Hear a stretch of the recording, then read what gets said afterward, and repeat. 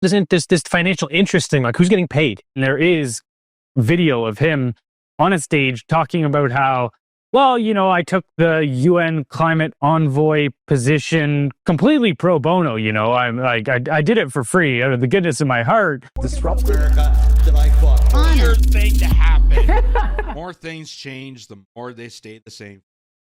And in regards of this, so this is straight from the Liberal Party website, where they're continuing a Justin Trudeau-era policy of mandating electric vehicles by 2035. What started off as incentivizing, saying, hey, you buy an electric vehicle, we'll give you some tax subsidies, we'll help you reimburse, now turning more and more into a total mandation of auto manufacturers, truckers, and industries all across the nation to switch to this net zero emissions car, which, as we've seen throughout some time now, the more and more we understand of where these electric vehicles are coming from, the production, where these minerals are coming from to incorporate into the making of an EV battery, it's less and less beneficial to the environment and climate change as a whole, as it is just more beneficial to the Green Slush Fund Club. People like Stephen Guilbeault, people like at Brookfield, we'll get into later on in the segment here. But here is Blender News. They discuss it at length here. It says Mark Carney is plowing forward with Trudeau-era mandate to ban gas-powered car sales by 2035. So not only are they mandating trucking industry and car production plants to go down the rabbit hole of EV vehicles, but they're mandating that consumers have to transition to electric vehicles by 2035. That's 10 years. 10 years. And they also say infrastructure costs to do this about $300 billion more. Only 29% of Canadians interested in EVs. EV sales have fallen 40% year over year. They continue to fall. But they're still mandating this. They still want to push this forward. And here's Blender News to explain it. The Liberal government is plowing ahead with its plan to ban the sale of new gas-powered vehicles by 2035. Environment Minister Julie DeBrusen reaffirmed that the Trudeau-era mandate remains intact, even under Mark Carney's leadership. There's a few reasons why this happens. First, climate change is their macro-party narrative, right? So once in a while, you have a macro-party narrative that you can use, and you can continually use it to implement policy across a wide spectrum of things, right? So that's what climate change is.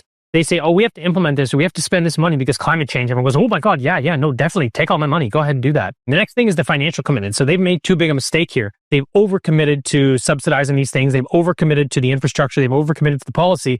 So they can't really backpedal, or they look weak. I think there's also this. Remember all the billions of dollars they invested into provinces that got invested into EV startup companies that eventually failed? Remember there was supposed to be all the EV plants that were going to be built across Ontario. The manufacturing industry was coming back. Jobs were going to be created. How wonderful this was going to be. It's such a exuberant time for the people of Ontario and for the people of Canada. And then they went belly up. So where did that money go? Where did that money go? I guess we'll never know. Isn't this financial interest thing, like who's getting paid? And there is video of him on a stage talking about how, well, I took the UN climate envoy position completely pro bono. I'm like, I did it for free out of the goodness of my heart. And then 10 seconds later, he's talking about, well, an interesting aspect of being able to do this policy is that, okay, well, if I know that I'm going to mandate that air travel needs to use a certain percentage of climate-friendly fuel, well, I can go invest in the companies that I know they're going to have to use to obtain that fuel. And so you go, oh yeah, how pro bono is it really? I love how he says the quiet part out loud. Yeah, it's just like, you see behind the curtain of the circus all the time now. It's wild. So that reveals a lot of details. Again, nothing really to do with climate policy initiatives whatsoever, because the same people that are mandating this, the same people that are coming up with these strategies and saying that, people got to lose air conditioning and you got to go towards an electric vehicle. You can't have a gas powered stove. You can't use your lawnmower, blah, blah, blah, are the same individuals that will take their private jets, that will take 7 motorcades to these meetings to talk about the climate, as they are demanding Canadians, and particularly also in America and in European cases, demanding them to switch to an electric vehicle. They're mowing down the rainforest to build a highway so that the next climate meeting summit in the Amazon could have a full functioning highway to a remote building. Instead of, I don't know, having it remotely, which wouldn't that be beneficial to the planet? Wouldn't it be beneficial to the planet? Also, we're in the middle of a potential World War III situation. Don't you think all the nukes is bad for the planet? Don't you think that's bad for people? There's no calls to de-escalating war efforts. There's no calls on that. There's no calls for the blowing up the Nord Stream pipeline. So we are starting to realize, people are starting to realize that this charade is exactly what it is. It's a charade. It's an umbrella term to make people scared, to generalize the fact that all these initiatives are to tackle climate change. At the same time, when you actually dive deep into these initiatives, it has nothing to do with climate change, but they put it under this umbrella term to scare people into submission. But luckily, it's not tricking a lot of people, because here, this is from an ISOS poll that shows 2/3 of Canadians say the federal government mandate imposing that all new vehicles sold in the country must be electric by 2035 is unrealistic. It's unrealistic. And people are waking up to that. People are realizing that when they started transitioning, trucking industry and package delivers to go to electric vehicles. And then those electric vehicles, either the battery goes or they stall or whatever the case may be, they ditch them to go back to a gas guzzler because they realize that it's not efficient. It's not workable, just like a lot of people. And when you look at the electric vehicle, when you look at the emphasis it takes to have this market, and especially in a place like Canada here, where you have a lot of remote regions, you have a lot of places in the northern parts of the country, in the territories, and even northern parts of the province that don't have the infrastructure. You have an electric vehicle in, say, downtown Toronto, where there's the ability to charge at different locations, that maybe it's usable for you. But think about the average person that, say, has to commute to northern Ontario, have to go from Thunder Bay to Timmins, or have to transport across the Yukon, or a family in the Nunavut area. Do you think they're going to transition to an electric vehicle that could stall in the winter? Do you think that's going to be feasible? Do you think that's going to work in benefit for them? No, but it works in benefit for the people that buy into this. That's what Blender News says. That's why Mark Carney is so involved in this, is because people like Brookfield and so many other individuals are betting their hopes on this. But someone's actually speaking out about this. And this goes back to an article from 2022. This is from a publication called Slay. And they said, Toyota CEO warns silent majority of automakers don't believe in electric vehicles. Come again?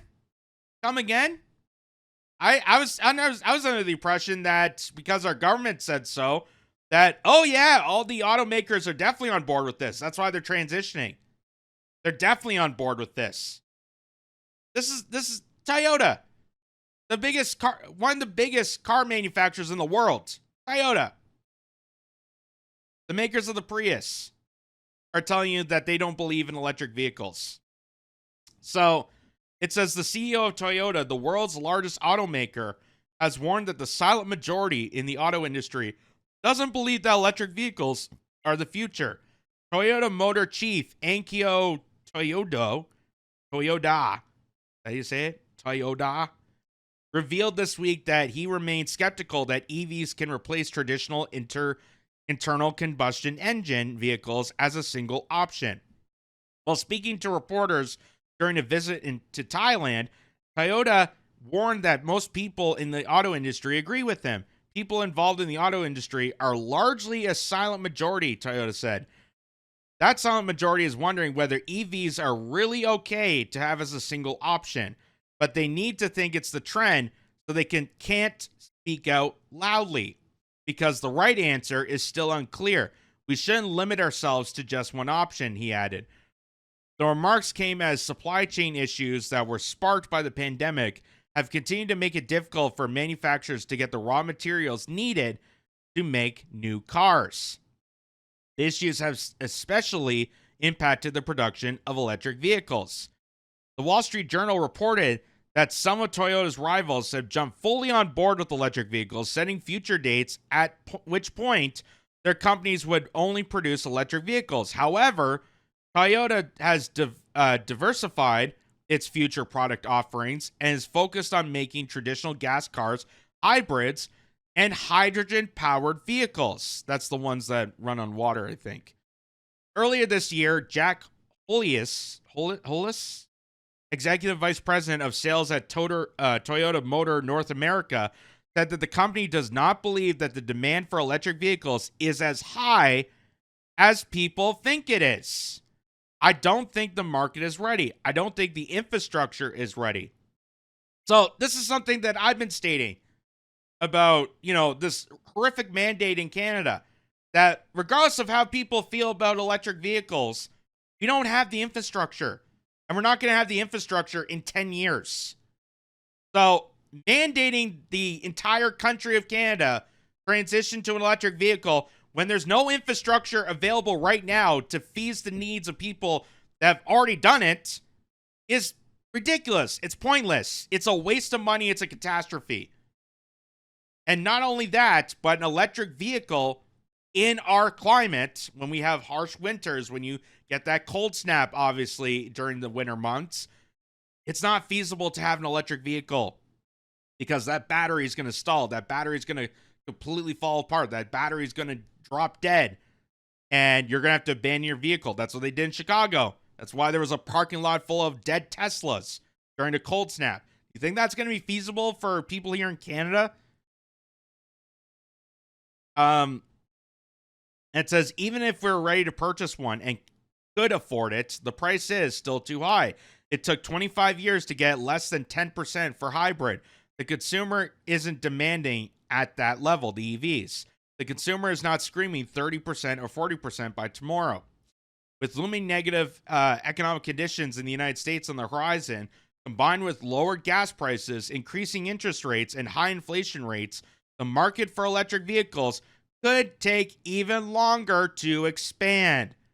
Tesla CEO Elon Musk has also warned that the transition away from oil and gas is not as easy as people think. He argues that society would be devastated overnight if it tried to stop using fossil fuels.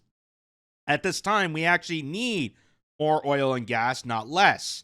Realistically, I think we need to use oil and gas in the short term because otherwise, civilization will crumble. One of the biggest challenges the world has ever faced in this transition to sustainable energy and to a sustainable economy that will take some decades to complete. So that is from the head manufacturers of Toyota, the makers of the Prius. They're also in the EV market, and they're telling you that EVs are not feasible. They're unrealistic, and especially for Canada to say in less than 10 years, we're going to mandate the entire country to this market that nobody can take part of because A, it's too costly to afford an electric vehicle, and also the infrastructure and the landscape of Canada is making it unrealistic. So why are we doing this? Why exactly are we compelling ourselves to take these measures? Well, it turns out, as Blender News reported, in the EV era, Brookfield and Cassie place $13 billion bet on conventional car battery maker. Electric vehicles make up 15% of all auto sales in a decade. That still leaves 85% of the market to traditional cars. So Brookfield which Mark Carney was a part of, that proposed this, the bets and gave money and financial stability to the EV market that we knew was going to collapse, that we knew that was not going to be feasible in this country, they're still putting money on this. So Brookfield's putting money on this. Mark Carney, who was a part of Brookfield, is now the prime minister. And guess what? The prime minister is now suggesting everyone get mandated to an electric vehicle.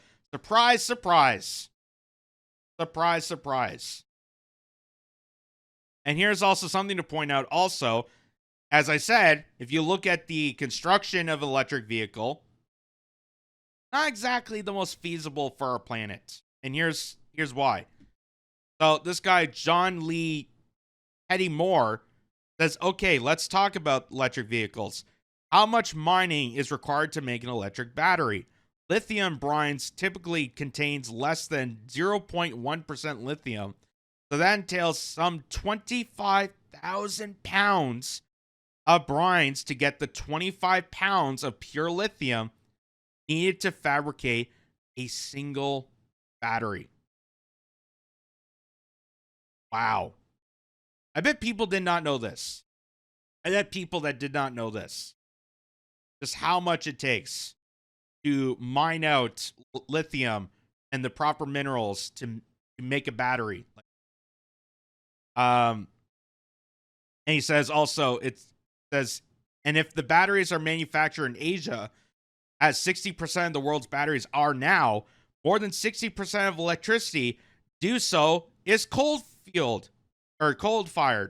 In 2022, China produced a record amount of coal at 4.496 billion tons, which is 9% more than the year before. And they even stated when manufacturing and building up these EV factories that they are going to be so expansive and they need so much energy to produce these batteries that they have to build coal plants or separate energy facilities to provide electricity to the building of batteries. So it is not feasible. It's not feasible to do this.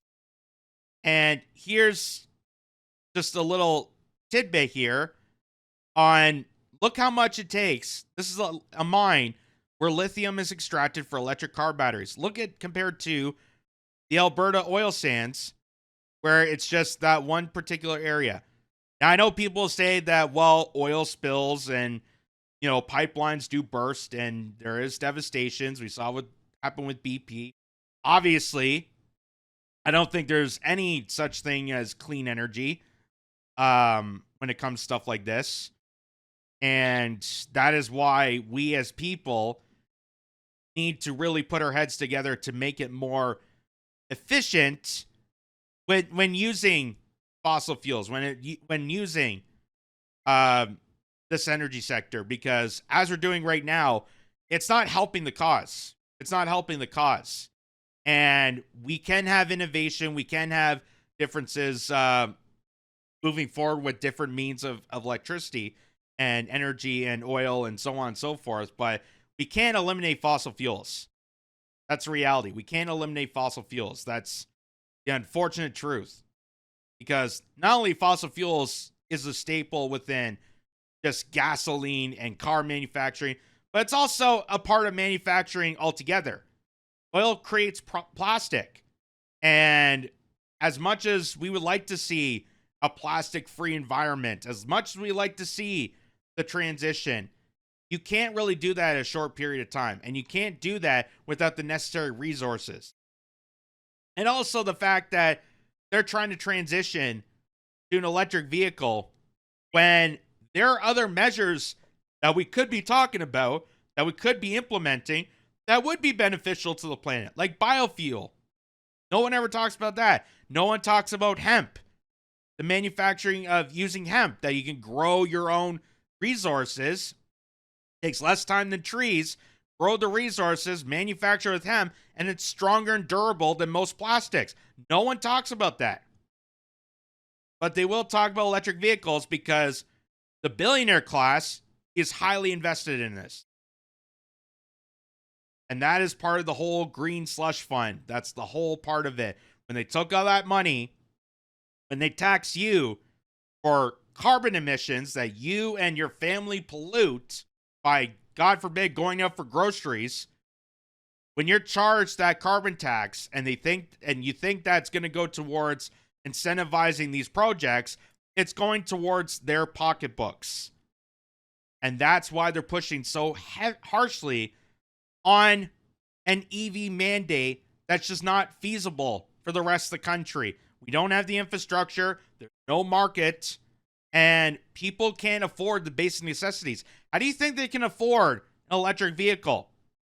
How do you think they're going to be able to afford a $100,000 Tesla or whatever EV they buy when places like China, for instance, are making vehicles that are way, way cheaper and more durable? So we just don't have the innovation. We just don't have it in means. And it's not going to happen no matter how much you try to tax people, no matter how much you try to incentivize people. It just ain't there. So why would the Liberal Party force this upon Canadians? Why would they force this upon when they know it's not feasible for the average consumer? Well, it's feasible for their pocketbooks.